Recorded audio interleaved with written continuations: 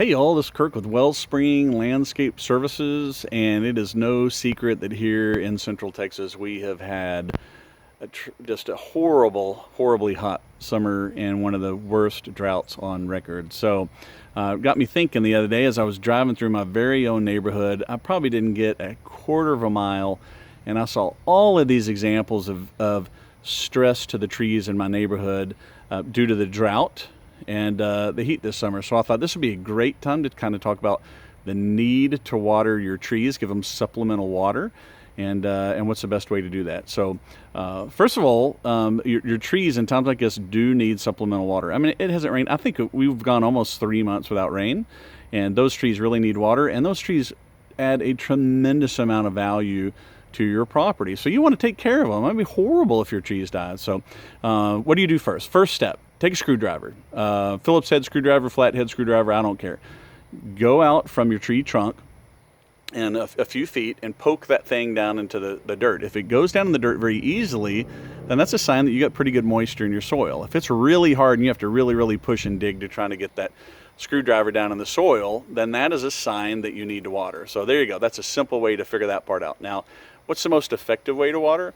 Well, what you don't want to do is you don't want to water right up against the trunk of the tree, because that will hold moisture against the trunk, and that could create some problems for the tree, such as rot and things like that.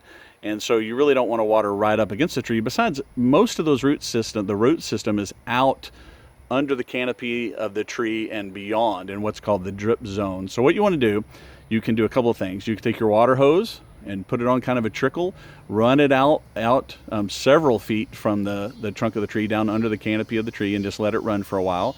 Now, if you do that, you want to make sure you don't create runoff. You want to make sure that water is soaking in and it's not just running down a hill or running out onto the sidewalk. So be careful to watch that. A lot of people use what's called a bubbler head. You can attach that to the end of your water hose, and that'll make the water kind of trickle out more and really regulate the amount of water that comes out. You can also use a soaker hose. A lot of people take a soaker hose and do kind of a spiral design out from the trunk of the tree and loop it around a couple of times and put the water hose on there and run it. And you might want to run it for an hour or two and really give it a good soaking. So most of those roots of your tree are in the kind of the 12 to 18 inches deep. A lot of them here in Central Texas will actually be almost right on the surface. Like you'll see them as you're walking around.